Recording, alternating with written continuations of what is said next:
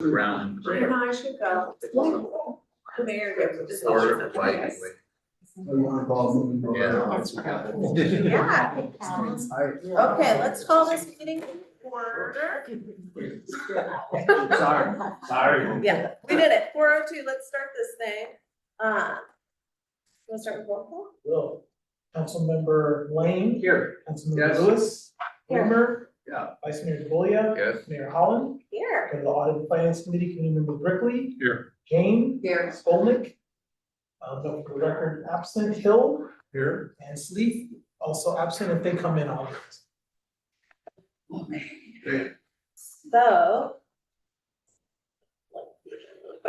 So now it's time for public comment. Is there any public comment for items that are on the agenda? Online or in the room?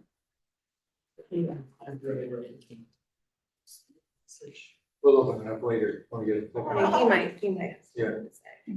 What do you think about budgets? Snooze fest, he says. Okay, cool, well, let's move on to the first item, which is reviewing the budget. Would you like to kick it off? We're so happy you're here. Thank you, I'm happy to be here. Congratulations, wonderful joy. Awesome. Hopefully you'll be finance man. Why would you wish that on anybody? No, better.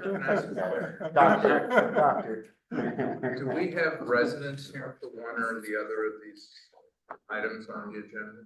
We have none in the room and we don't have any, we have Okay. one person online. Great. Oh, I'm sorry, Ken. Ken. Ish. You're here for the whole meeting, right? What? You're here for the whole meeting, you're not Yeah, here? yeah, yeah. No problem. No, Rick wanted to know. Yeah, if there were, if we had a bunch of people in here for the second item, I'd say we should take it first, but that's what like we do. Thank you, Mayor, council, members of the public, good to be here, and just want to present, this is the fourth special budget, fourth meeting of the budget for the 26-27 budget. And you have the item before you, have the staff report, the background executive summary, general fund healthy, projected to have 11.7 million in surplus. And just wanted to kind of, let you know that we went over last meeting, we went over the CIP projects. And those were made based off the council recommendation. And so there's a 4,090,000 for CIP. The total of 4.3 million of the CIP project. I just wanted to, other than this, you have the staff report before you. CIP project, we can go into detail if you want, if you have questions, but I want to see if you have any other questions, any other funds in there.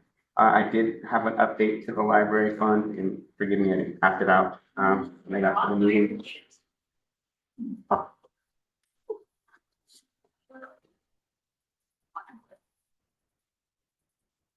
I just did an update to the library fund. There was a question regarding the library fund revenue, and George is handing out the update to it. And basically, the update is just the confirmation about the 50-50 split in the library, and just the update to the general fund.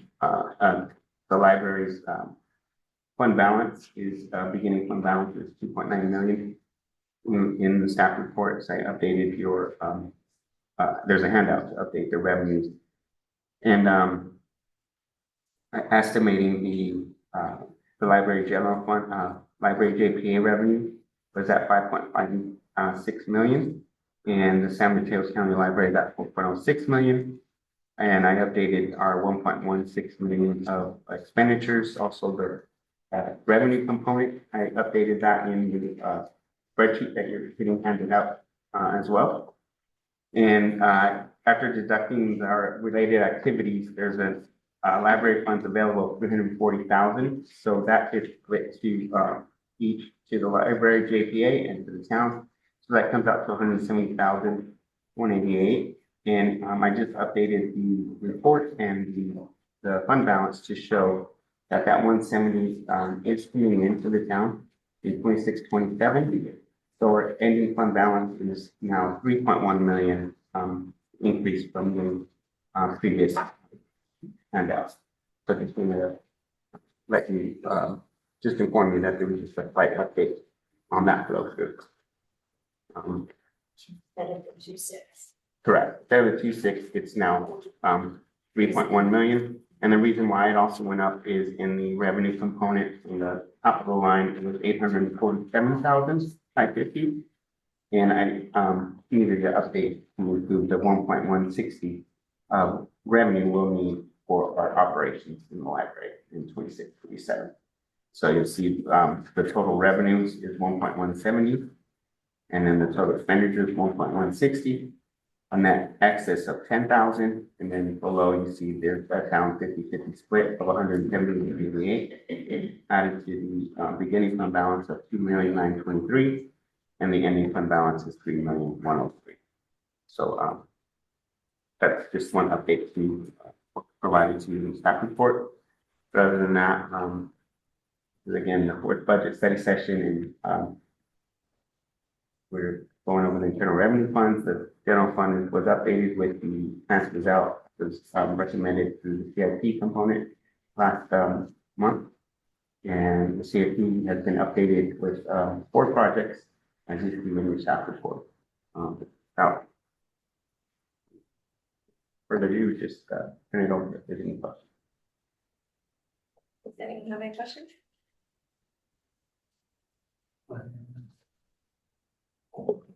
Excited. Okay, should we do another round of public comment, or is that the beginning? Director, we can do that. We can do it. Any?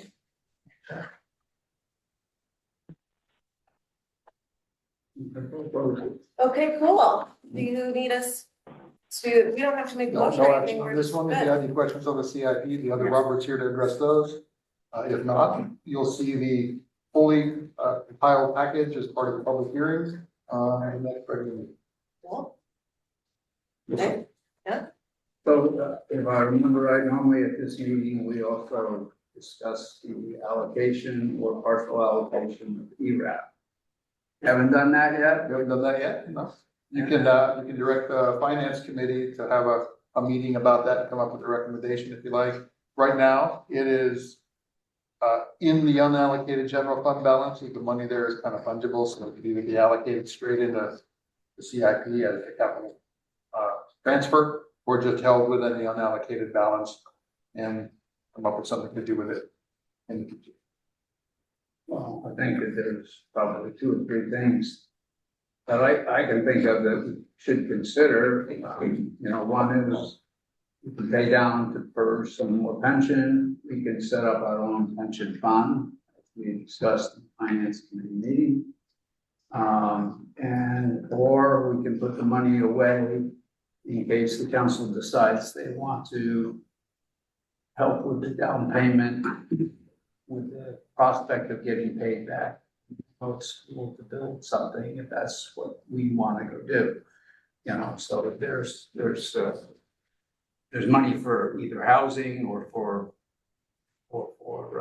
pensions in some manner, that I think that both of those are reasonable things to consider. So throw it out, school of thought. And we refer it to the Audit and Finance Committee and have them give us a recommendation. When's the next meeting? Probably June, July timeframe. July. I agree with that. okay, cool. Sounds good. Okay, you guys okay closing this item? You're gonna have to bring him along to the next finance. I know. Okay. Yeah, we're gonna keep it fast there. Keep it simple, keep it fast. Okay, so then the next item is the, Sorry, I have one other question, which is, Robert, this is a minor issue, but in the revision to the library fund, I see your changes, the underlying section right before expenditures. But, and it looks like this, what you're doing is you're taking the 2,907,292 and you're adding to that, 170,188. It's probably easier to follow on the Yeah, spreadsheet behind it. I'm thinking I that, haven't looked at that. yeah, the beginning fund balance is 2,923,000 in 26-27. And adding all the flow through is basically the 10,000 plus the 170. And that gives us the ending balance of 3.1.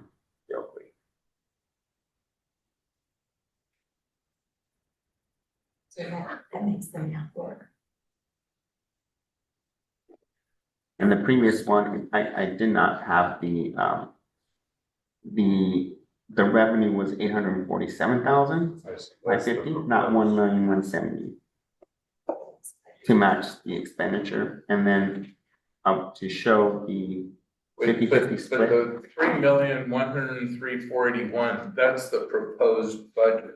That's the ending balance. The ending of balance. Trust fund. Yeah, that would be the ending balance at the end of 26-27 would be 3.1.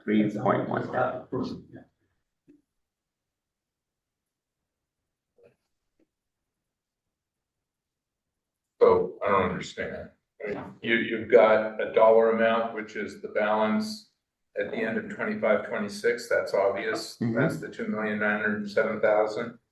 You said that there's another 170,188 that's going to be added, Right, so if you see the ending fund but it balance, doesn't add up. right, the bottom of the second column, 2,923, The bolded. 2.923. Yeah. That's the ending fund balance of the excess funds.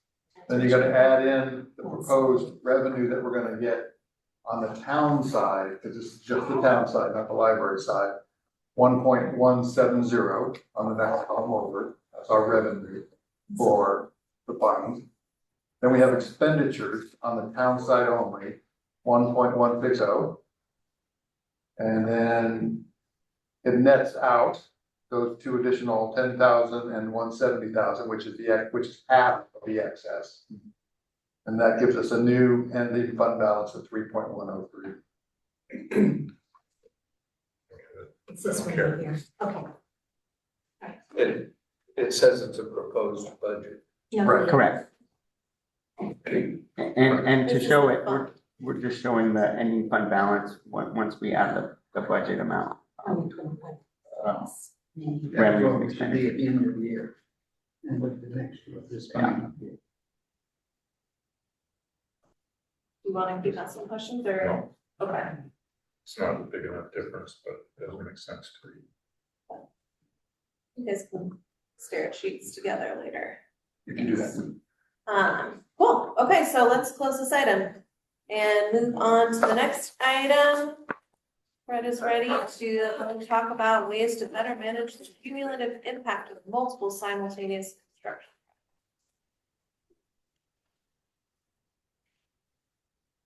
Did you want? Yes. Yeah, why don't you guys come up so we can all. Usually you Face can, it.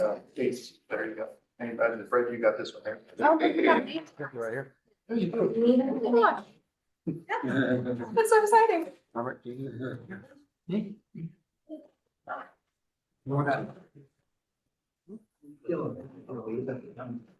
Eric. It's all non-flowers. You get some changes in it. Yeah, but say something you're designating from within, so it'll be free. Yeah. All right. Your alter ego. Okay, Fred, do you wanna run us through it? Okay, per your request, council's request, we look through, you know, what our largest problems are with construction, particularly where we have multiple large construction projects occurring in close proximity to each other, cul-de-sacs in particular, but throughout town. And problems get compounded because the contractors will have dozens of cars parked on the side of the street because they don't have room on site. And so that is, I think, probably the biggest issue that we have by far. Noise and dust are also complaints that we get and that we look into. I would say parking is overwhelming concern that we have. And the impacts to traffic and its potential impacts to emergency vehicles getting in and out if they have to do that. Some of these more constrained areas. We already have, streets in some areas, cul-de-sacs, et cetera, that are below, they're subpar as it is. And when we start putting a lot of vehicles in there, we're increasing the impacts on neighbors that live there, coming in and out, and if we have to have an emergency vehicle come in and deal. So we looked into our current processes and we put in some proposed, options to look at. All of them are going to have cost, whether it's monetary or political or, controversy, whatever. Anytime we start doing something like that, in my experience in other jurisdictions, you're going to have a lot of unintended consequences that might arise. So, as far as the parking is concerned, what we're trying to do is find a way to get contract. I would say a typical site, 80+% of the vehicles might be there are going to be commuter vehicles for the workers to show up and do the job. Maybe 10%, if that, maybe 5 or 6 might be actual service vehicles that have tools and equipment on them that need to be readily accessible for the job. And those usually will be given parking on site, usually. So I would say probably almost all, except for on a day when they might have a concrete pour or delivery of material, so forth, something like that, or they need a large labor work group for that day. That most of the cars out front are going to be commuter vehicles. And I would also say that in other jurisdictions I've worked at, we've had other ways to manage that, to do that. And for example, Hillsborough does not allow any off-street, off-site parking at all. They have in place their regulations for contractors for larger projects. You park on site, or they have some suggestions that the contractors can follow to go park at a communal parking lot, and they shuttle people in. When I was the building official at Tiburon, we allowed a limited amount of on-site or on-street parking on certain days when they needed to do it logistically. And they worked it out with us. The building division was in charge of the parking for that. They parked at certain areas in the town that they were allowed to park at, like pasture, for one example, and they shuttled their workers up, because if they all parked up front, they literally couldn't get up and down the streets. It's more challenging there because they have more diverse topography. So there are options. It's just up to, we're looking for direction on how you'd like us to go in that regard. Fred, could you talk about the 4 or 5 tools currently in place and how we use them and how we can enhance them? Well, first and foremost, we have in place now construction operation parking plan, COP. We also looked at other things like tree protection, how we're going to screen the site, make it as unobstructive or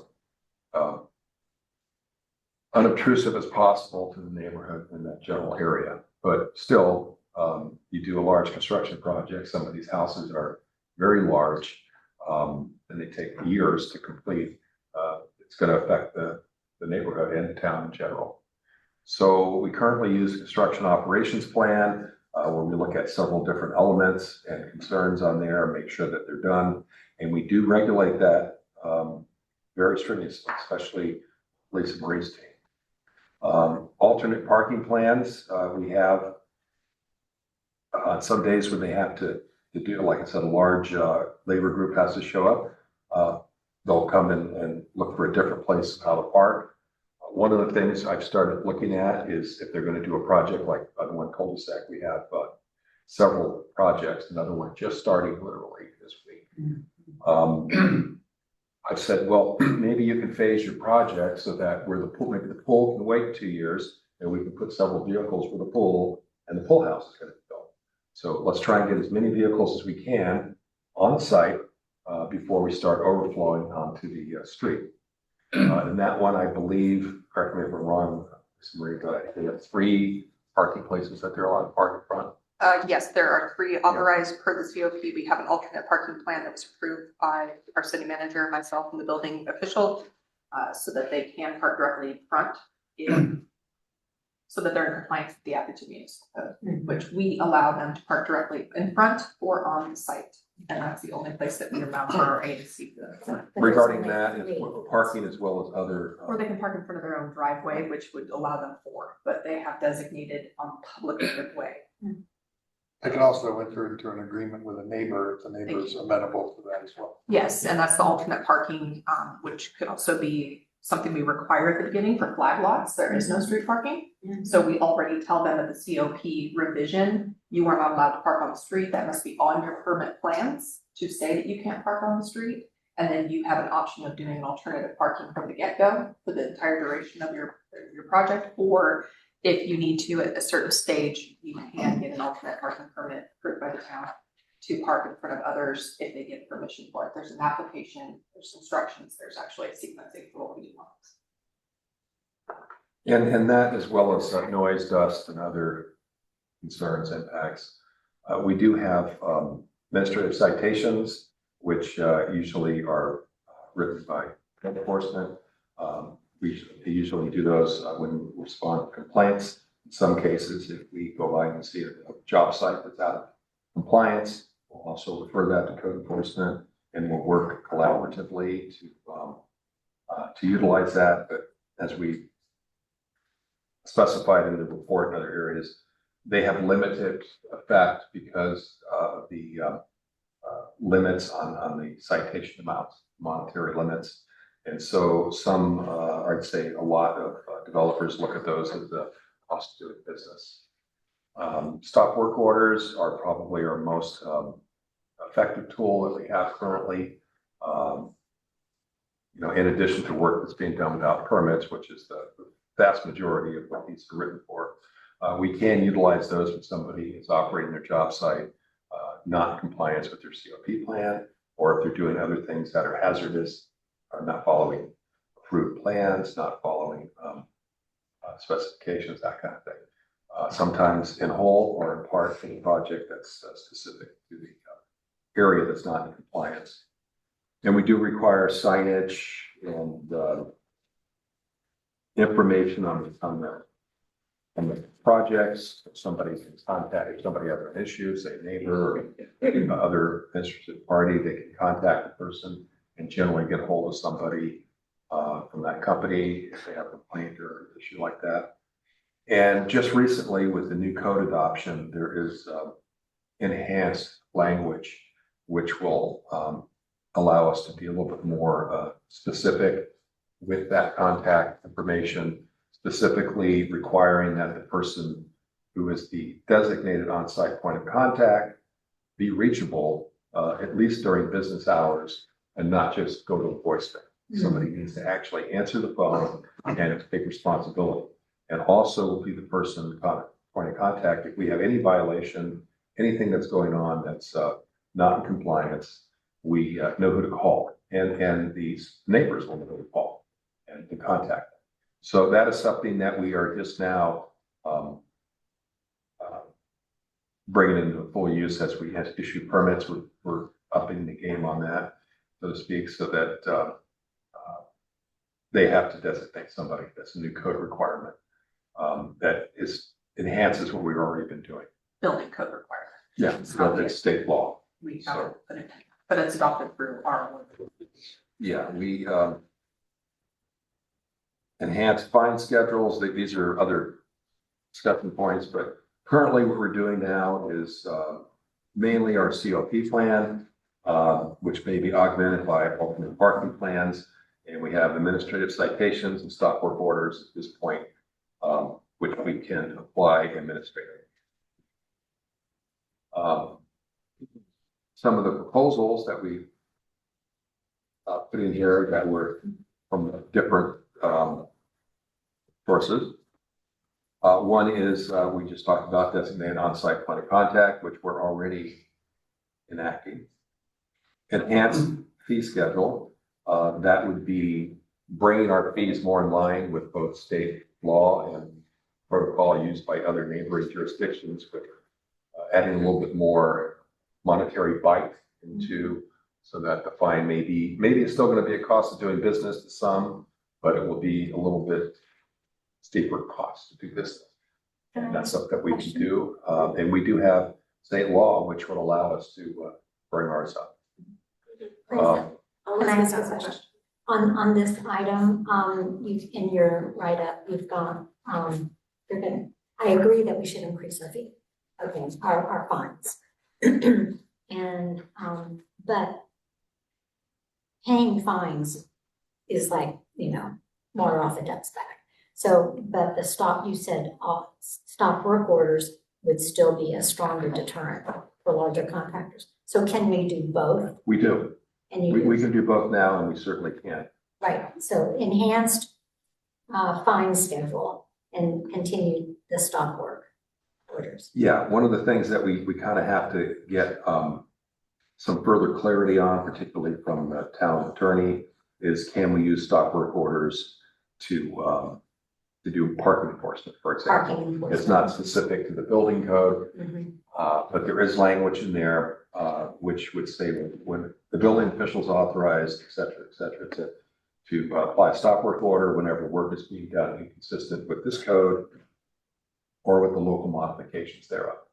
Good afternoon. This is Mona Ibrahimi, your city attorney. To speak to that, stop work orders are traditionally only allowed for building code violations or safety issues. They're taken very seriously by the courts.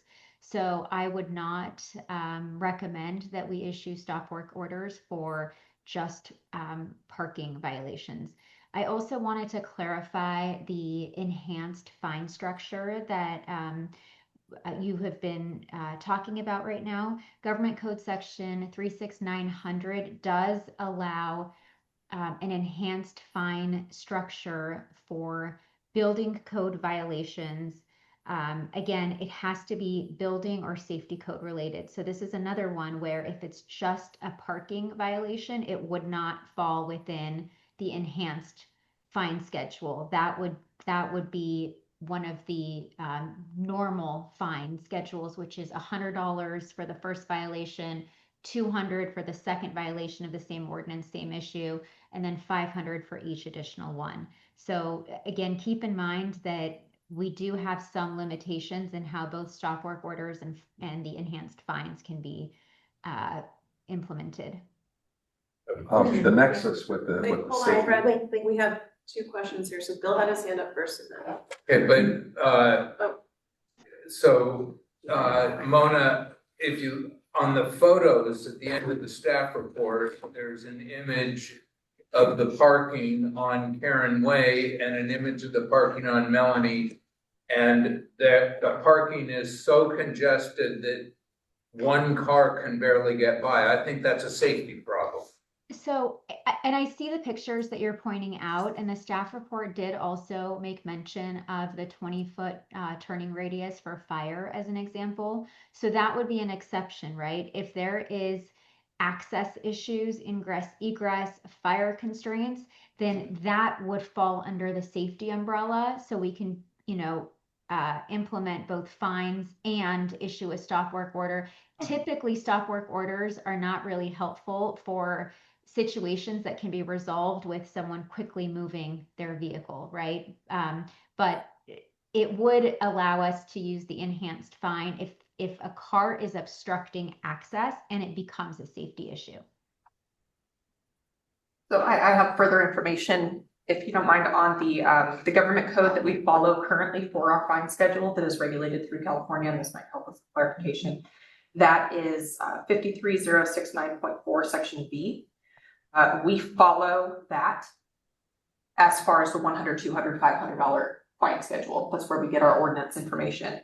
The escalated legislation is under 25-132, which is section C. It's usually a county code. However, it can be adopted into the ordinance to be a city code or local jurisdiction code.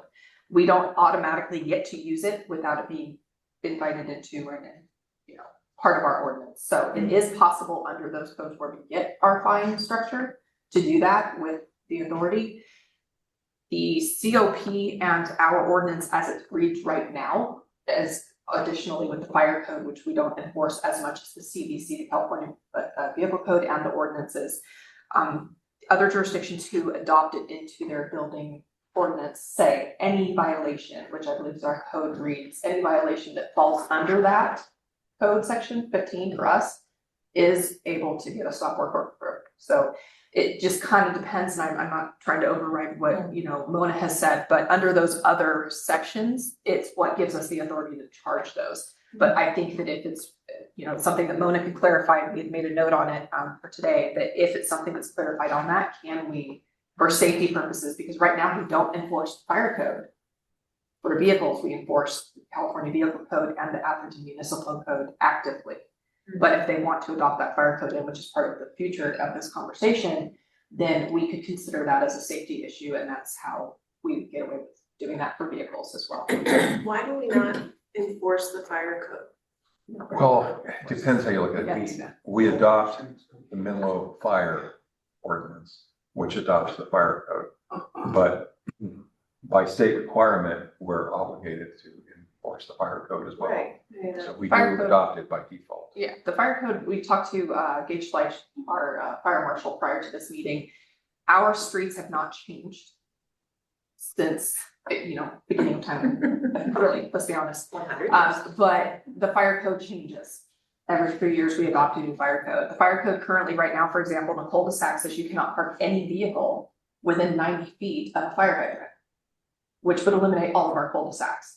You have to have 20 feet access on a regular street to meet fire code on any of our streets. They're not going to meet that except maybe Atherton, Stockbridge, a few of the larger streets that we have.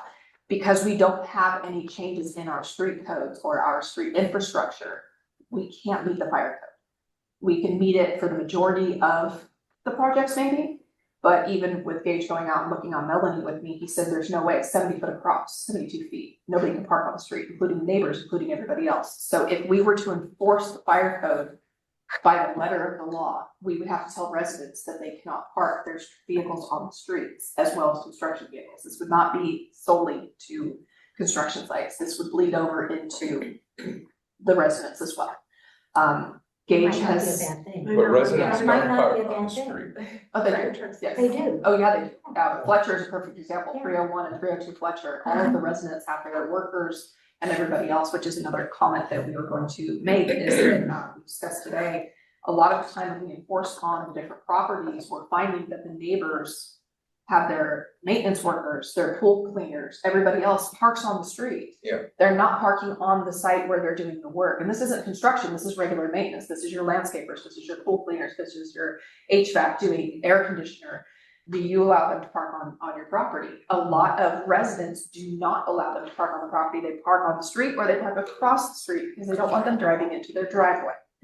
They don't want them inside their fences. At 301, 302 Fletcher, perfect example, we have a large construction site, and then across the street, they're always fighting with their landscapers and the pool company, and that does not give us 20 feet. But also according to our fire marshal, he has never had to have a vehicle move for him to get down any street in that. He does not have a single referenced incident where he could say that he could not access. We have our run reports that show that if your vehicle cannot, if the apparatus cannot get down a driveway, it shows that to dispatch, and the fire run report shows that they cannot get their apparatus there and that they're going to have to come up with a plan en route to wherever they're going. If they need to call us and have us disperse vehicles, the police department can do so. But we've never had a situation according to him that we have to do that. It is important to note that we also work collaboratively with Menlo Fire when we develop these COP plans and optimization alternate parking plans. Just a little Bill, town, Bill. is it just a little country town, you know? Sure, I have two comments. One is you mentioned, for cement pours. Lisa Marie knows about this situation. So down the street where they were doing a big cement pour, as they were bringing new trucks in and old trucks out, they went to the neighbors, including my yard, and they decided to clean their trucks out there on our frontage, which ended up killing a bunch of plants and things like Oh that. my goodness. They should not be allowed to do that on other people's site. That was. Well, that's an That was NPDES Granite violation. Rock that did that. Mm. It's an Secondly, empty, NPDES, National Pollution Elimination. and That- Yeah, that's a yes, serious right, federal yeah. and state violation. okay. The county has somebody that drives around to enforce. it. So that was the problem. Maybe we should write that in to make sure that doesn't happen again, because it happened not only to myself, but another neighbor down the street. And their comment, when you talk to them, they say, well, where do you want me to go? There's nowhere to go. It's like, that's not my problem. It's down there. Secondly, another problem that I've seen and heard from a number of residents is that, through the contractors' pickup trucks or sometimes they have supply trucks, they're pulling nails and screws and things like that when they're parked out on the side of the road. And then those go into the road. And then I get a lot of complaints from people about, this is my third flat tire I got from, running over a screw or a nail from the construction that's down this street or down that street. And so I've spoken with George, I believe that we should have them, sweep the streets. Or pay for the streets to be swept on a periodic basis, but I think that at the end of the day, they could at least sweep the streets off. We have on several sites in the recent, just past few months, actually written that very correction. We've had them go out with the magnet tool, get the nails off and to sweep it.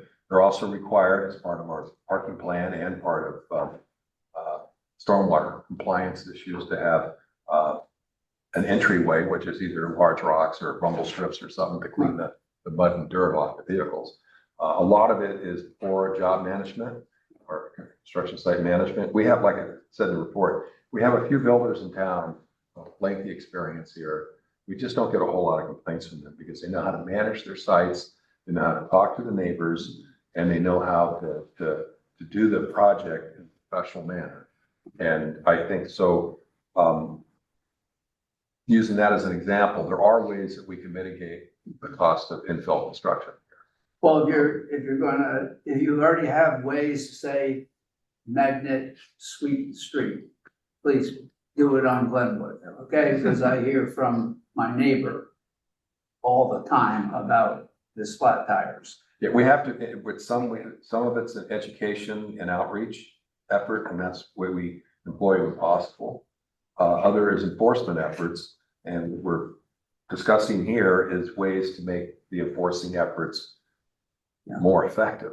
And we need both fine schedule and the uses of stop works when appropriate. Yeah. We can usually have a safety nexus in almost all cases where stop work is used. As we discussed, almost every street in town, with the exception of the larger ones, is already a mitigation issue already, parking out there. And if they're not parking in compliance with the plan that we approved, then that is, by definition, a safety issue. And that is where stop work probably could be thought of to apply there. We wouldn't apply stop work because somebody's parking too many vehicles, but they're all off the street. There's no way that a fire truck can't get through there. But if that's a violation of their alternative parking plan, Exactly. then Lisa Marie and code enforcement can go out and cite them under their regular fine schedule. Yeah, so there are tools we need to, they just need to be more robust. To Bill's question about that for the concrete pours, we have considered and we are still considering requiring that when they have a concrete pour, because they don't have to get an exemption permit, which is when we know that they're going to have one or two today that were pre-scheduled, They pay for that exemption permit to come in and set up an hour early and then stay 2 hours later to clean up with no pour, but the rest of the work. They always have to park elsewhere. I've got 30 to 40 trucks coming in and out all day long, because it's 300, 400-yard pours. We are thinking about making an alternate parking plan requirement for concrete pours, whether they get a permit or not, because the permit kind of gives them permission to park elsewhere because we're aware of it and he knows this is what's happening. But that's something that we would have to internally consider, is whether or not we're going to require an alternate parking plan for the days of concrete pours like we do for traffic control for public works operations in the street. They do require anytime you work in the street that you have an alternate, you have your traffic report or your traffic plan submitted with your permit plans. But because a concrete pour happens 3 or 4 times on a large project throughout the duration of the project, usually at the beginning for 6 months or so, that might be something to consider. For that and for large dirt. Correct. So, I mean, they got trucks that come in, they queue up, they park in front of neighbors' homes up and down the street. Which they're not allowed to do. Yeah, that is per our municipal code. They cannot stage for more than 5 minutes, and we've directed concrete trucks to go around the block, just keep driving around until you figure it out or do what you have to. They're trying to coordinate with a concrete company who's got concrete that's going to go back in a certain period of time if they don't get it poured. So for them to wait an hour between the trucks, it just isn't feasible for the amount of time and the size of the pour. Additionally, as far as bringing in for the staging of the dirt and as well as for the cleaning out of the vehicles like we had discussed before, the county is responsible for enforcing on that. They have an individual who goes around to different contractors' sites where they know they're going to have a pour, and they'll sit out there and they'll hand them $10,000 fines. They will give them the fines on site. I know the general. A concrete pour, they're required to have an on-site concrete clean washout area. Whether it's a large wading pool that they might use or a dammed area. If they washed it out and yours or another property, something like that, that wasn't a $200 or $300 fine. That was, as Marie just said, that could be a $10,000 fine. If we known about it and we coordinated with the appropriate I have county pictures, agency. I still do. But as they are occurring is when we need to know No, about. I them, understand. tell people to call. I wrote to you. Yeah, no, I know. Yeah, We yeah. had a great conversation about that and learned a lot from it. It's just one of those things we need the residents to cooperate with us as well and let us know when these things are happening, not after the fact. If they're happening at that moment, they need to call the non-emergency dispatch number and let us know so that we can have code enforcement or an officer come out to be able to take care of it at that time it's happening. Because if we get something after the fact, then we don't always know where they came from, who they were, but we can stop the operations at that time. And that's for any violation in town on the code, not just the concrete force. Before they move off the stop work as an enforcement tool, one of the other components in the staff report was the establishment of a subcommittee for to have neighbors, contractors, and staff meet. If it's a cumulative enforcement tool, you get, a violation. Now you're issued your stop work, and before you can start work again, you've got to have this meeting with a council subcommittee, with staff, with the neighbors, everybody comes. We get to work out a solution that way. That's a pretty big hammer. What are the thoughts about that? Hillsborough has one actually. Part F of their construction management requirements, the building official may hire an independent inspector at the expense of the property owner or contractor in the event of 3 or more violations of this chapter applied on the site where the permit was sued. Oh, that's a good one. So when we say violations, if they get 3 parking tickets, that's not gonna trigger this. Is that, what are we talking about here in terms of repeated violations? Is that what we have to decide? That's kind of what we're Yeah, talking that's They about. start, they start work before 8 o'clock. Or they work on a weekend. Yeah. Or they block the neighbor's driveway, something of that nature, where we're called usually in response to neighbor complaint. And we go out there and we see an issue that's going on. That's documented and we write a correction for that. And we put it on the job record. And if they had 3 or more of those, the third one, you start taking more robust measures to deal with what you're doing. Citations, not warnings. Yes. So actual written documentation that is enforceable by our code. We write a citation for every single one. And then we get to that third. The question is, would the council recommend for us to, kind of what we're discussing? Do we do it based on, we have these violations for each code section, like 3 times you've worked on the weekends, 3 times you've parked in the wrong spot? How do you want us to do that? Is it going to be cumulative on the site for all violations? I think all violations, if you've got 3 different violations going on. Well, Yeah. Yeah, so when we enforce and we put a stop work order on, it's because of a specific violation or a specific code that it's under. And since we have a separate code for construction on weekends from construction during the week, they may have had a subcontractor who just came in and stayed late one day.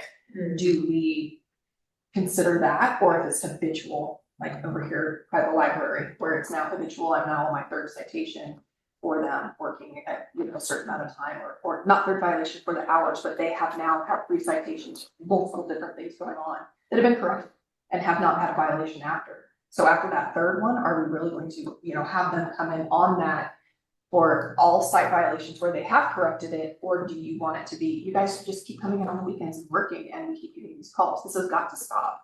Figure something out. Because it's a repeat offense of a specific violation, which is what I would recommend, is not taking the site as a cumulative, saying all these different violations. I would recommend doing it based on a specific code section and then remediating from I think there. it's the severity of the violation, Also the length of time between violations. Some of these Right. projects are 4-year projects. You Right. get 3 violations in 4 years. That's not, Yeah. we're not. I'd also point out that the 80-20 rule, 20% of your people get 80%. I'd say that's probably applicable here. A large amount of work goes on in the town. We get minimal impacts, minimal complaints. We have a cul-de-sac down the street from the one we were mentioning, Karen, and they're doing a big house there, and we don't have any issues, and they've got just as many cars parked there. The neighbors, I don't know the approach that the builder there is taking, but it's probably more of the notification bullet point that I put here. They're doing outreach to the people that are going to be affected some way, somehow, without being directed to do it by the town. And so they're able to get alternate parking plans, and they're able to make the neighbors, they're probably not thrilled about the work being done, but they work with the neighbors. So I think that would go a large part, is just requiring the contractors and developers to communicate with the people that are going to be affected by the work, and talking to them and having some recourse if they start, not following the regulations, or they might switch a superintendent, and one superintendent kept a tight leash on the job, another one is not doing the job effectively. That's what we'll see sometimes as a cause. We'll have a job that's going along fine, and a year or so into it, all of a sudden we're getting all these problems. It's because they get somebody who's not running the job as well.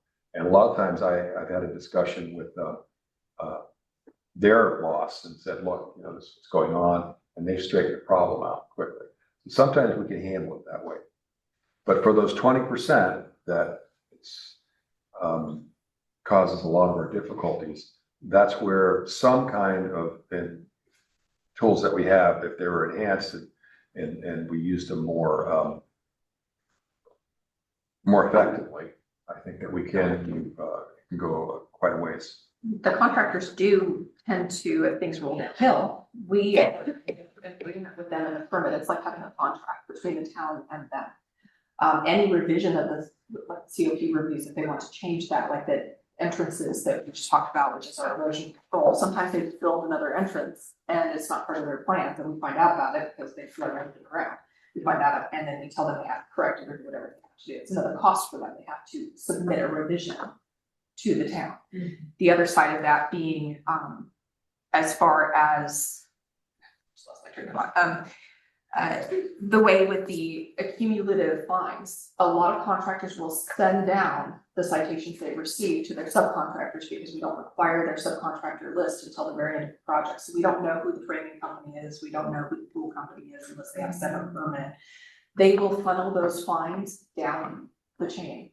If we were to increase these fines and able to do that, and the subcontractors were notified, hey, by the way, this is no longer, a $500 fine for the third violation, is now $2,500 per violation, the subcontractors at that point may start getting in line, because a lot of the problems that we have, in my experience, have not been the contractors.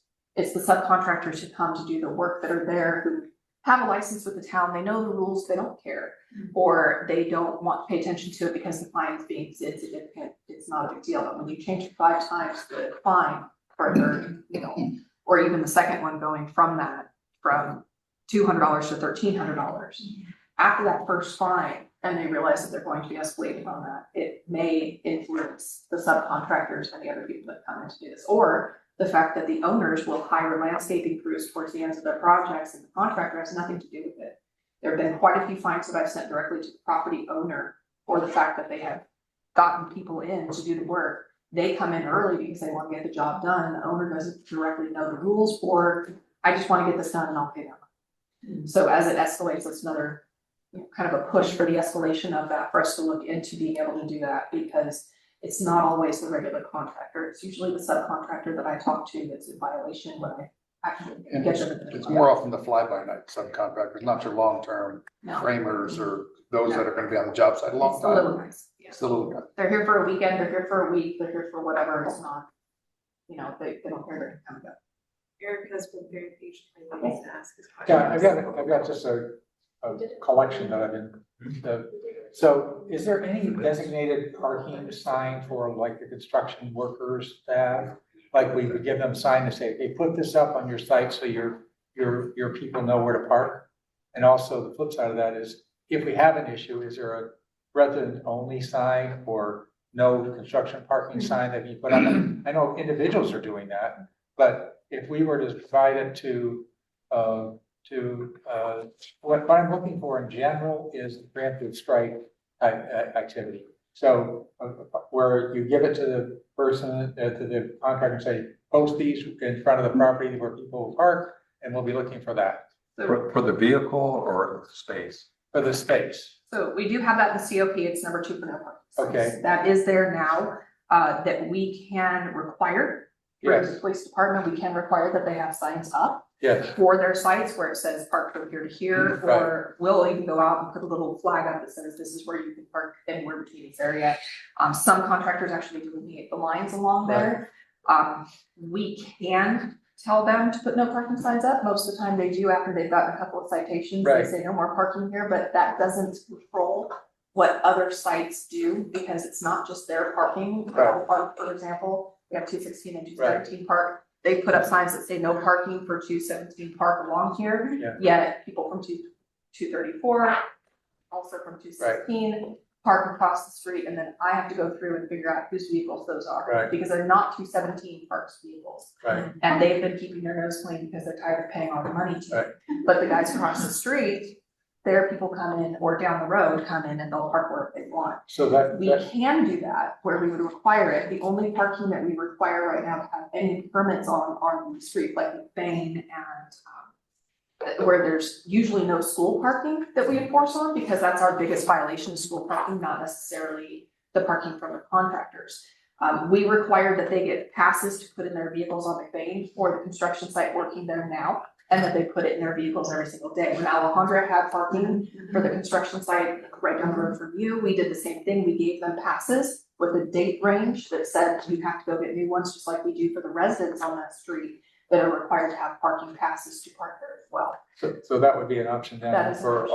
all construction workers to put a notice inside their cars that I'm related to this or like that. In general, what I'm looking for conceptually is as many preemptive strike things as we can so that we don't get into this situation. The other question I had is, we talked a lot about site-based violations. Do we have the ability to have vendor or contractor or subcontractor based violations? So you were talking about the subcontractor that has 3 or 4, but they're moving around the city, right? So they only have one here and one there and there, but they're consistent in their ability to blow it consistently. So do we have the ability to raise the fine for that contractor if they break 3? No, traditionally per the state code and legislation plus our code, the contract is, or the permit is between the town and that contractor. It's not between them and their subcontractors. They can hire whomever they want to, unless it's a roll-off bid, and then of course we have our agreement for that. But we do not, just like with the roll-off bid question, we do not go to Redwood City bins and say, we're going to fine you because you put a bid on one of our properties in violation with our newly adopted code. The contract is between them. The issue with like parking, which is mostly the violations that we see, is parking off-site from the subcontractors. If we were to cite them individually, we would have to go through this California Vehicle Code. The problem is that that code allows them legally to park on the street for up to 72 hours, as long as they are parked correctly and not in violation. Menlo Park does not cite the vehicles independently for that because they do enforce on the California Vehicle Code. However, when Deborah goes out to do her enforcement, if they're parked legally on the street, they're fine with it as long as they're legally parked for the CBC. Our municipal code specifically states that they have to park directly in front of or on the property. So we can enforce on that because that's what our municipal code says. We would have to change the verbiage or look at a legal ramification for that. I'm not sure if Mona has a thought on that as well. But because we have a contract with the contractor themselves, that permit, that's who we go to. And it's their responsibility to manage their site. So it's bad site management that is the problem. Right. And that's what we keep going back to, is trying to get the sites under control. So is there any survey that's done in a neighborhood, like 2 weeks after the thing starts or a month after the week starts, that says the neighbors in the area get a survey that says, how are we doing? Is there anything like that? No. Right. That So- would be hard to administrate. Well, it could be, I mean, it could be just a form that's what's in the store. How many construction sites do we have on? Yeah, about 100. Well, all I'm saying- There are open permits, there are over 380 permits right now open that I enforce on a regular basis. Yeah, As so- far as full site construction, This there's isn't 120 involving- plus. 300 permits. We've got like 30 rebuilds at any one time. Well, we have over 120 full site or alteration permits out there right now. So that's a third of all the permits that are out there that we Each proactively. 30 goes for 3 or 4 years. Right, yeah, and these are for a long period of time, or they are, overlapping, where one finishes up and then the next one starts, because a resident sees that someone has improved their property, hey, I'm gonna sell my property now, and it's usually to a developer or someone, recently it's been more to a developer, or someone that says, okay, let's do this, so then we have Fairview or Linda Vista. So all I'm saying is that It's even sometimes if the threat of a survey is out there, that can create a hesitation to break the rule. I'm saying, all the things we're doing now is after the fact, or a lot of things we're doing after the fact. Anything we come up with that was sort of like, say, hey, developer or contractor, this is our good neighbor policy method in our area. Contact the neighbor, give them the cheat sheet of the things that have worked. And even use a name of a vendor that is doing a good work. I don't know if we can do that the same way that we can't actually tell people of the arborist list. We could put an approved arborist list online that says that, but I think that there may be a legality of that to use another contractor to make without their permission or for them. Right. They're competition. They're Right. not going to want to So- help out anyway, but if they do, that's a good idea, and I agree with you. It's just they may be reluctant to be part of that. Right. But we do have pre-construction meetings where we tell the contractors exactly what it is. The building inspectors sit down with them, code enforcement sits down, gives them the laundry list of these are your rules. It's overwhelming at the very beginning to see these things and have 20 some odd pages in the packet that But you as tell as them. part of the neighbor notification one that we're talking about. Yeah. In the staff report, we can provide them, here's some best practices that we've seen happen in town. If you're gonna have a big concrete pour, create a lot of dust, wash your neighbor's windows, or give them a Right. gift certificate to wash the Right. windows, send them out to dinner for the night. Those are good suggestions that we have to make them condition of issuance, condition of approval for a project as we do other Or codes. enforce them. Just So like some of we're- those we can do from internal policy, others we may have to go through a ordinance process. Right. To do that, but we can Well, certainly. and I just want to add that some of the good neighbor policies that are talked about can be requested. And if they volunteer to do them, that's great. But we still also have some sort of a nexus and proportionality requirement with respect to what it is that we require right off of the bat of anyone seeking a building permit or any other, permit. Now, there is the case that if, someone violates our, chapter 15.40 nuisance code, what have you, then they fall into a different category and we impose additional requirements, right? And so that's kind of what we've been talking about. There are some preventative measures, the COP, the alternative parking plan, designating a point person for issues that neighbors can complain during operating hours. Then there's the enforcement. And then the last part that we're really trying to get at is what can we add to all of that to reduce the complaints? And we've talked about enhanced fines. And just one point of clarification, because I know Lisa Marie talked about the higher fines for administrative citations. The only reason why we can rely on, for example, the $1,000 a violation for some of the administrative citation fines is anytime the town declares an ordinance to be a misdemeanor as opposed to an infraction, that's when we can go with the higher fine amount. Anytime an ordinance is only an infraction and not a misdemeanor, we are limited to the $100, $200, $500. So So the other question, so one other thing that I've seen, we tried to do was with the freeze was come up with some kind of way to say, we're gonna take $5,000 up front and you can get it back if you don't have any fines. So from the standpoint of, there's the penalty version and there's the reward version, which is have an account set aside. Yeah, right. We do have those. All right, and so does that work? It's primarily for public property damage, I think is what we used them for. I'm not too well versed on that because that's more of what we deal with Robert and Public Works. But for some of our permits that we have, they have to put in a deposit that says if I destroy this or anything in the inclusion of what I'm doing, then my deposit is gone. It's generally related to the right of way. Right, so we might come up with a way to link some of those to some of the fee like that. So then, again, preemptive, if you're a good one, you get your money back, you know, we'll just deduct it from it. Yeah, so we have to be very careful with Mona and the team articulating that these are ministerial permits. Yes. Not, we can't really condition them. Right. For certain types of things or impose conditions on them that don't have backup within our code. Okay. And on a street where like Heron, there's only one project going on, which is what we're discussing today mostly is multiple projects in an area. That one project, we know, they are the impact that has made the damage. Right. There's no question about it. When we get questions about properties like Melanie, which are pretty far distance between the construction sites. Right now, both all 117 and 39, the neighbors are all three doing construction. Okay. So it's like all three of them have things going on and each one of them has their permit. But when we get places like that or park, where we have the corner lot on Park who's complaining about damage to this right away, and they've had PG&E through there, they've had the construction vehicles for all three sites. We don't know which ones did the damage because we're finding out about this a year later. We had a meeting out there with them and I don't know who to go back to say you cannot get your permit finalized until you have this corrected, because I don't know who did the damage. You didn't call when it happened.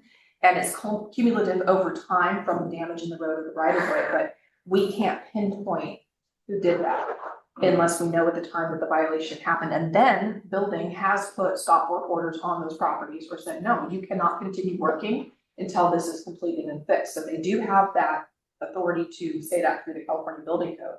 You have to restore this or restore that for personal property damage. PD will not get involved because we cannot get involved in civil issues. Personal property damage is a civil issue.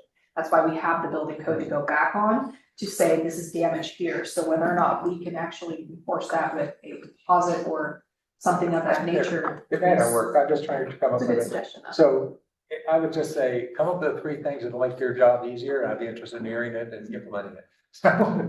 That's his list though, so. Yeah, that's the list that we Nice got. So, okay, so Rick had a question and then, or comment, and then I want to reorder how we're doing this meeting. Okay, so actually I've got 3 comments. Number 1, I think that we need to amend the construction operations parking plan to require that there be an on-site point of contact who's a site safety director as recommended in the staff report. I also think that we need to amend the COP for pre-construction notice to adjacent neighbors. So 2 proposals to amend the COP. Second, I think we need to amend the AMC to include the enhanced fine schedule. And I think that we need to include, and when I say amended, I'm proposing the staff come back with a recommendation to us for specifically what to do, to amend the AMC to allow stop work as a remedy for to stop work as a cumulative enforcement tool as proposed in the staff report, and stop work as a remedy for parking violations where safety is impacted. And my guess is, other than something like Atherton Avenue, where there's quite a bit of parking, on any cul-de-sac, every time there's a construction job, safety is impacted by the parking. All you have to do is look at the photos. So this becomes an effective remedy. And then the third, in the course of addressing that AMC change, staff has recommended that it would be helpful to have a council subcommittee where stop work is being proposed, and if staff wants to come back with a specific recommendation for that, I think that would be a positive thing. Rick, when you're done, I do have some. Finally, I think the biggest issue is requiring off-street parking. I'm impressed by what Fred said about how a number of surrounding communities like Hillsborough, which is quite a bit bigger than we are, don't allow any on-street parking for construction. We do, to our detriment and to our residents' detriment. So I want us to explore how to address that, because when I look at things like these, particularly on these cul-de-sacs, but I think it's not only on the cul-de-sacs, there is just an enormous impact. And this is the one area I feel like we really haven't addressed in the last 13 years I've been on the council. So I'm glad we're addressing this. I think we need to make some changes. So just to summarize, I'm suggesting changes to the COP as staff recommended, changes to the AMC as staff recommended, and discussing how to deal with this requiring off-site parking. Okay, so I think what would be helpful, because we're bouncing around between, there's a very clean list, so let's just go through it and go item by item, yes, no, and then instead, because they all work together, but I don't know if staff is getting a good consensus on all these items. So the first item is designated on-site point of contact. I think there's consensus, it sounds like. It seems like very easy. Okay, so enhanced fine schedule. I think everyone seems like there's a consensus. Oh wait, there's separation between the changes to the COP and changes to the AMC. Changes to the COP are what you just said, the on-site person and pre-construction notice to neighbors. I think that's what staff recommends we change the COP. And that's where I have my questions. You wanted to direct on the notifications for them, because right now planning, correct me if I'm wrong on this, you would know this more than I would. They have to notify before a certain number of days and a certain number of square footage, or. Yeah. Okay, so do you recommend, or are you suggesting that we follow the same format that we have for planning for that, for notifying them? So we'll have to include that in our report as to how we plan. So the neighbor notification process in planning is for a land use permit is 500 feet surrounding. They can notify of the public hearing and notice of the actual project.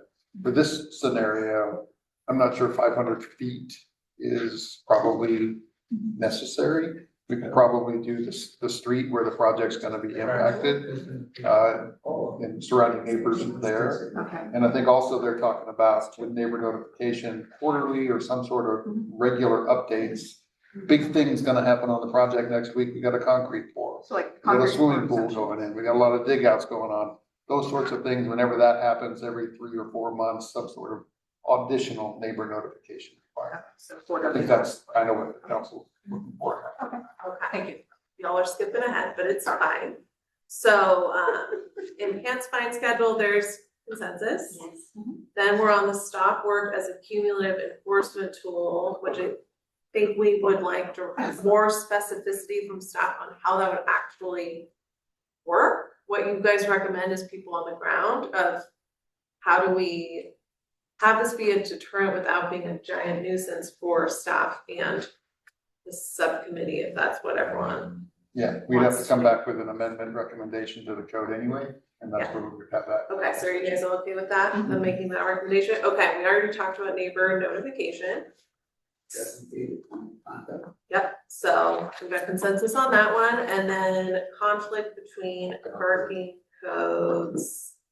We talked about that We one a talked bit, about it. about how we could use the fire code as a safety trigger with respect to parking, so that's kind of what that's bringing up. Prioritize fire code compliance. Yes, so you have enough direction on that. Yeah. I personally am not in favor of the last two items. The conditional use design review as a slowdown tool or the safety zone concept. We haven't really Well, discussed that. As That's kind of the described as nuclear- nuclear right, option, I'm gonna exactly, say yeah. no to both of those. But I was reading this and yes, we gotta do this. It's And like, like, no. It's Yeah. the nuclear option. Yeah. Not practical, but I just don't think we have enough teeth in, our regulations. But I don't think we need to go to either of those. What we really haven't addressed is to what degree should we require offsite parking? That's not the nuclear option that brings in CEQA and Right, creates this big yeah. project issue for our staff as well as for the developer. But let's face it, requiring off-site parking is gonna have an impact. But it's, but Well, that's their problem.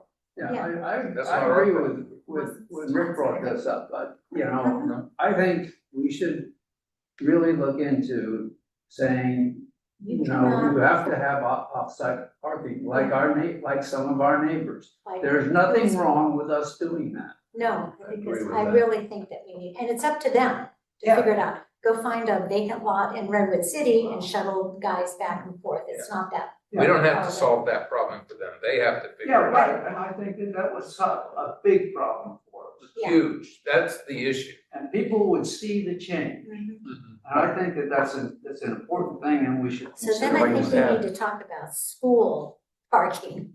Well, that's next. Yeah, but that's a different Coming up, subject. Don't worry How about that. about off-site parking?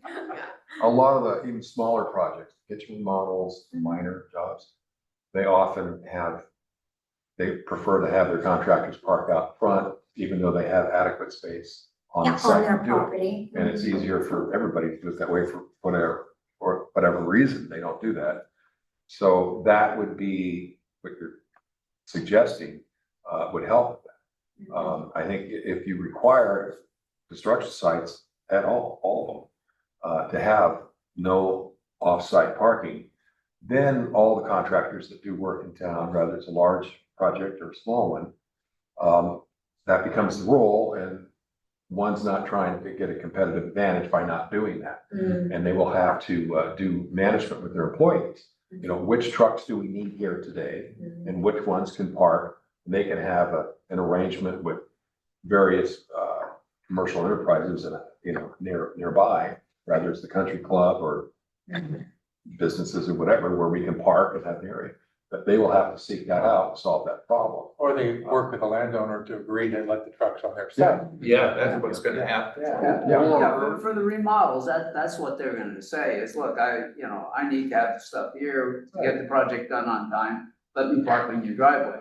But for the large construction projects or the large remodels that are gonna take more than a year to get done, you should say you can't park here.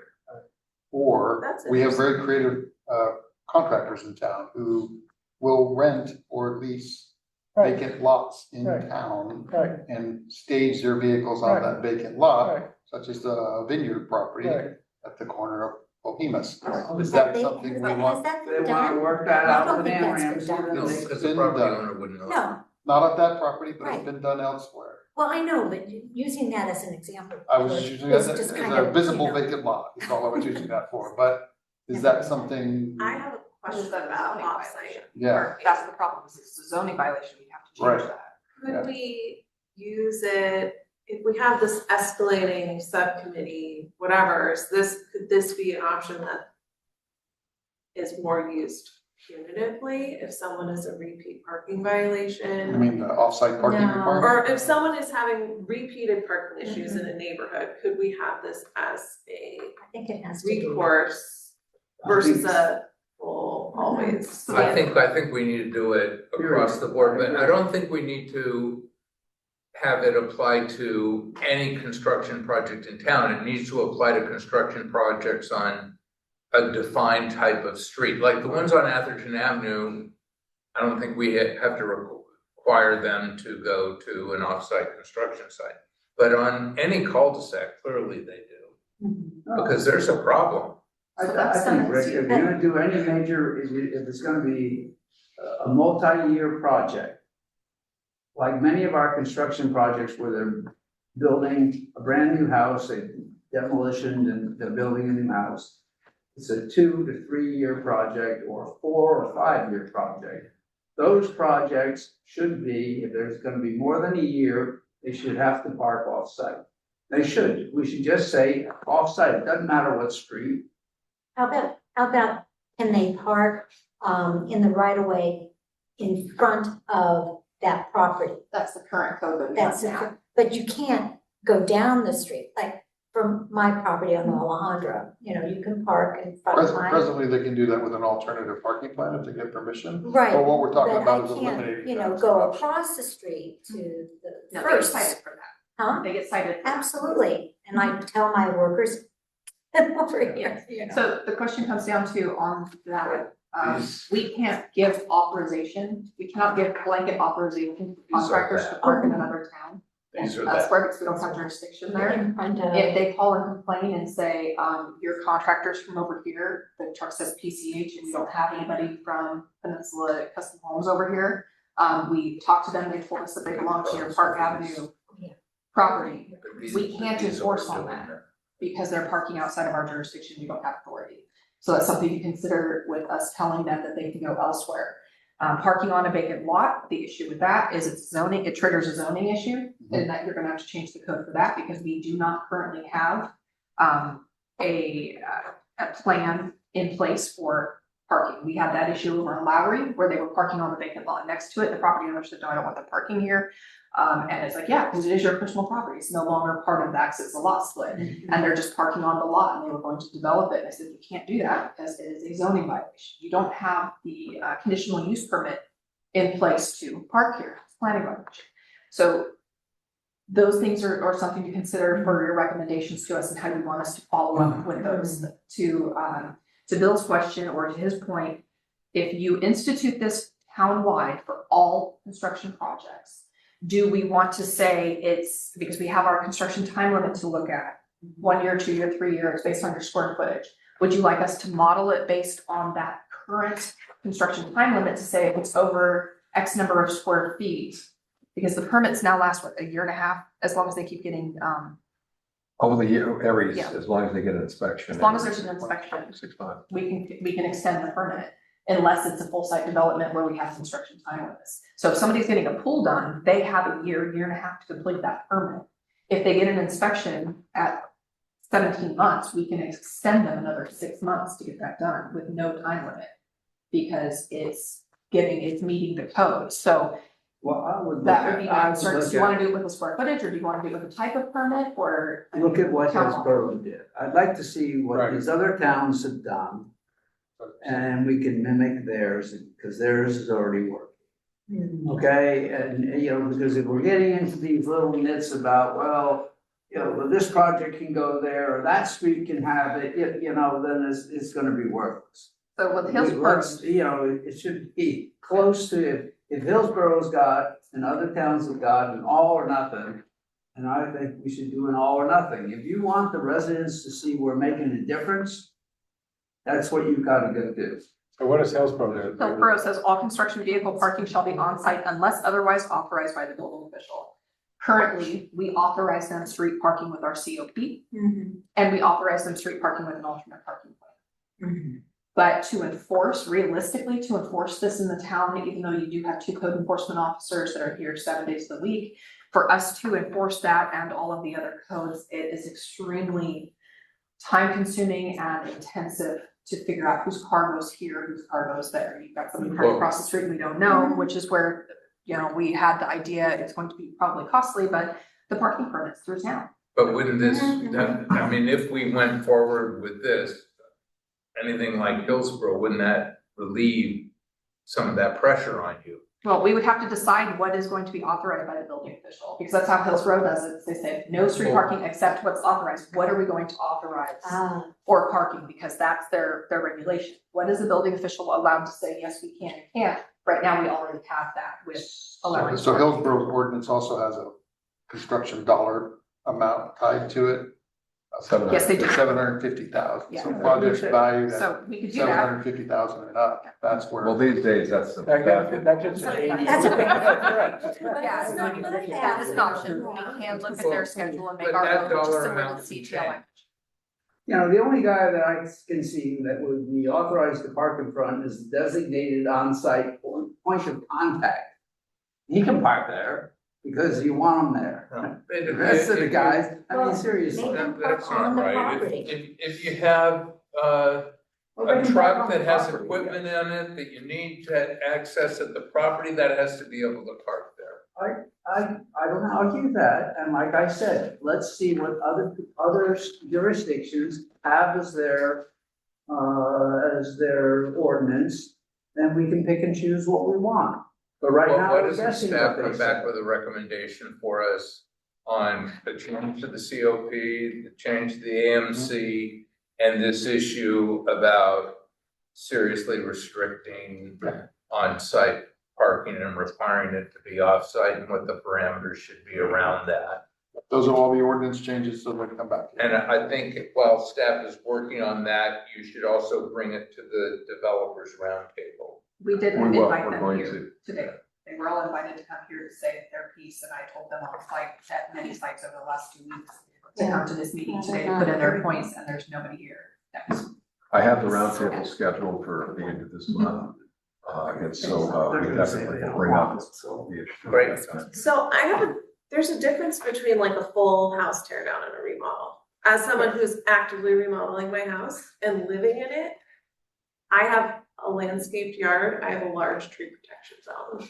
So I do keep a lot of cars in our driveway, but we have to have access to our driveway. And so I'm worried we can get too restrictive, and then residents are gonna be pissed on the other end because they can't live in their homes when they're renovating. If they're doing a bathroom remodel, whatever, I right now today had 4 or 5 trucks in my driveway and a couple parked on my fence. So they're all in my easement, I'm following all the rules, but I have to periodically ask them to move so I can access my driveway. So I think we're getting a little too close, and I think there's some nuance between remodels, full tear downs, places that have large tree protection zones, full landscaping, where you maybe don't have as much parking access. I'm also curious how this works for some of those smaller lots, because I think we're envisioning bigger homes, we're talking about this, but we do have R1 and we have some even smaller lots there that they will not have the ability to fit all of their construction trucks in their house. So there's a lot of nuance here that We could dovetail on that, we could, draft ordinance or whatever that requires that the vehicles that need to be parked either on site or immediately adjacent to the site are directly connected with the construction work. In other words, it's a truck that's set up, that has the tools, and it's got to be used. It's not a commuter vehicle, which they could do off-site and they can carpool in. So That that's is a something. good distinction. It's not a it's not, a commuter. vehicle. Yeah, an example, 202 Atherton, which was finished about the time I got here. They would park 40 to 60 cars every day, but they had a site to park it up. And they would park. They didn't really have to utilize Atherton Avenue. But typical house like that with 50 vehicles would not be unusual. And, but only a fraction of them actually had to be there for people to access their tools. Usually on a large site, as opposed to a smaller job, you'll set up your job shack, your tool trailers, and you'll get everything set up. And you don't have to have vehicles showing up every day with various materials or tools. They're there on site. And so a lot of times it's just driving to the job. Smaller projects, by contrast, you may have to have a service vehicle because you don't have a place on site, set up a job shack. You're not going to be there as long. And so you have a vehicle like a truck with a utility body where you have your tools in there and they're putting doing a job like that. Working in San Francisco, that's what you have to do. Right. You don't have any place at all to work there. So I have a And so, question about your pool service, weekly pool service, right? You want them to go into and onto your property? Those are It's not permitted. building permit related. We're only It's not talking about building permit. building permit. Those are related projects. service. Yeah. Okay. And So we don't that's- regulate those. If they park across the street, that's your service person, your cook, your nanny, whomever else that it is associated with your property. If it doesn't have a permit associated with it, it's not coverable Got it, in okay. our current. Right, And makes that's, sense. that would be That a makes challenge sense. for us. I like it. Right. Like Yeah. on Tuesday, I have gardeners and housekeeper, And- all the construction workers. Right. And they So mostly what- fit in We my run into that, driveway, yeah. but like, We run into that a lot where we have to We're also go and see neighbors the of car the and say, owners, it's whose just vehicle crazy. is this? And then we write it down and we keep an inventory. Mm. But that's, I have a good memory for that. I can see the cars and know who they are. Yeah. But we have two different staff, plus we have officers who get called out in our absence that don't know who these cars belong to because they're not familiar with them, and they're gonna tell them to move. So we just need something consistent on it, as far as that's concerned. But we do in the COP have for cul-de-sacs and flag lots, that is preventative. I do that with the COP review of all permits that come across my desk. I look at the permit plan to see where it is, whatever it is. If it's a cul-de-sac, they may be able to park one or two vehicles depending on the landscape or the, geography of where they're at. However, most times, and then we will send them through the fire marshal, I've sent them through George and said, what can we do on this? Can we restrict it to make sure that it's not just my decision? The other side of that is flag lots are absolutely no street parking. Mm. There is no street frontage for you to park on if you wanted to. Mm. So they already have that issue when they do that. The benefit they have is they've got a long driveway Mhm. that they can park to one side and put all of their parking there instead of on the street. Mm. But that is written in the COP and part of their agreement. When we issue the permit, they have to write that onto their plans. So we do have some preventative measures now that have that in place for those cul-de-sacs and flag lots. The questions that we have are like the Atherton properties, the Elena properties, things like that where they have all this frontage, where their vehicles are legally fully parked off the street, where there's no problem versus Alejandro. Well, they on Elena, they park along the Circus Club right away. I'm going No, between, Oh, you're on the other side. but yeah, not, yeah. I was on the not that- Atherton Elena. Right, no, I'm going, Sure. Elena between Park and, what was that other? Anyway, Park and Elena and, Emily. Emily, Brittany, no. Anyway, yeah, and so, I mean, if you're walking your dog or, strolling your, baby, you can't walk, you have to walk in the street because there's construction, vehicles lining. Now, I can't speak for the Circus Club, but I can speak for the school. We have an alternate parking plan for two contractors that are allowed to park there. Well, because it's they don't not give us Circus permission. Club's construction, it's Right. construction across the street. Understood, but Yeah. that's what I'm saying. We have for the school, for example, between Emily and that section on park between Emily and Elena, Mhm. where they have an alternative parking plan that's been approved by the town because Xander, or not Xander, he's Circus Club, because the principal approved them to go there. So we have an alternate plan for that. We can't really enforce in that area if it's not part of the plan because there's so many vehicles there. I don't know anything wrong. Mm. So, lots of parking stuff. We've, I'm hoping that we'll have a study session or something where you'll pull the information back from the towns that have this. And we'll be able to then make a choice as opposed to trying to solve it now because we're just going around in circles. Okay? Personally, I'd like to have some more facts of what other people are doing and kind of a structured approach to say, what are we gonna go do? Because we bring something up, Lisa Marie gives us a scenario of this and that and the other thing, and then somebody else brings up another one. We Good don't point. have, it's been a good chat, but where I'm looking at is, let's get more data, real data, and then we have a structured approach where we decide what we wanna do or not. Bill packed up, but I think Yes, what he's saying okay. is we all want something, come with more specificity that addresses all the That you- issues that you- people This have. is on the issue of off-site parking. Off-site parking. And I think the fundamental problem is the way the AMC works right now, which allows the cars to park in the right of way in front of the house under construction doesn't work. It's not, we're gonna change that. That doesn't work. It doesn't work on cul-de-sacs. There, it doesn't exist for flag lots. Because there's nowhere on the street, for the flag lot, but there is for the cul-de-sacs, and you can see two images of it here. Karen Way and Melanie, and it just doesn't work. It has to change. So, Correct, but not all.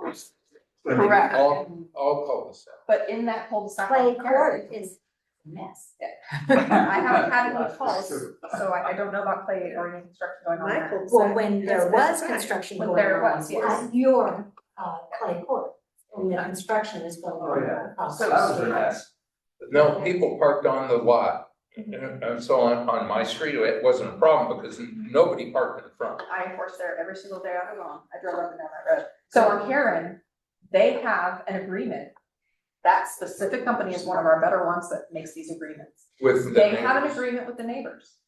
If they were to apply for an alternate parking permit, which we are not as good at enforcing on these things because we haven't had any complaints. Everybody on Karen knows that they're there. They've given them approval. We just have not revised our plan. If they were to come to us right now and say, we're gonna give written permission for these people to park here, we would most likely approve it because the neighbors have no problem with it. But I So think that would that's be an fine. alternate parking. It's the same with the lane. That should be part of the proposal. I think that's fine. Yeah, well, we already have. The only problem with that is if we use it in other areas, the rationale, fire vehicle safety, for example, then we can't say, oh, the neighbors are okay though, would not have a fire escape. Right. We kind of have to apply a consistent objective standard. But we are mostly complaint based because of the Right. resources that we have. And if the neighbors don't complain about it, Right. we don't have any reason to go on there to enforce because they're not a problem child. They're not a problem site.